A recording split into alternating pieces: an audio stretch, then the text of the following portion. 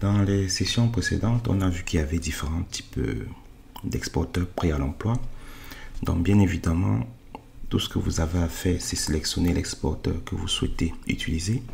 Mais comme il s'agit d'une ressource externe, il faut bien garder à l'esprit qu'il faudra renseigner les informations d'identification. Donc si vous prenez par exemple l'exporteur MySQL,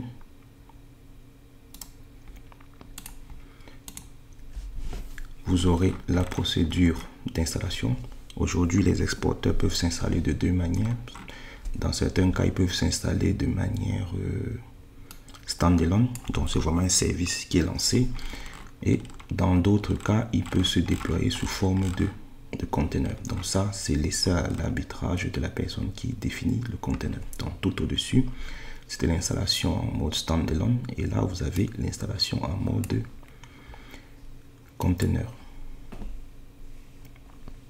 Et donc à ce niveau, vous retrouvez bien un fichier de config qui va être fourni. Et en général, dans ce fichier de config, ça peut être un fichier de config, ça peut être des variables d'environnement dans lesquelles on va renseigner les informations pour se connecter à la ressource. Donc là, on veut se connecter à un serveur MySQL. Donc soit on va fournir les identifiants login, mot de passe pour se connecter au serveur.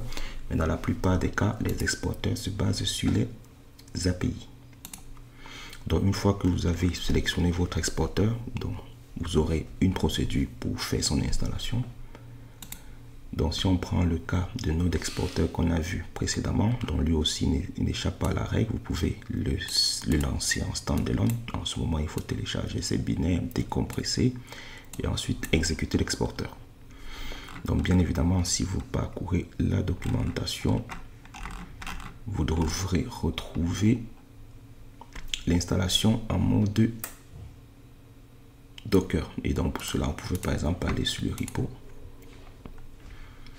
Et donc lorsque vous êtes sur le repo, vous avez l'installation en mode Docker Run ou en mode Docker Compose.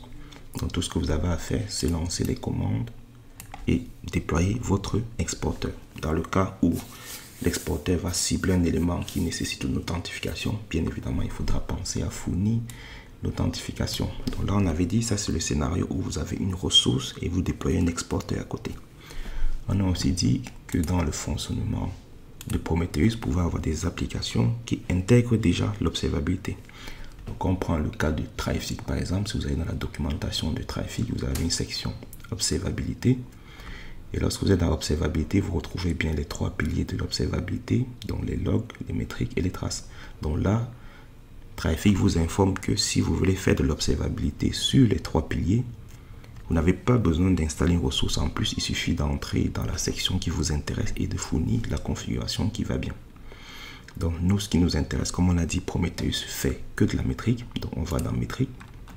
Et lorsqu'on va dans métrique, Traefik nous informe qu'il y a différents outils qui peuvent être utilisés. Nous, ce qui nous intéresse, c'est Prometheus.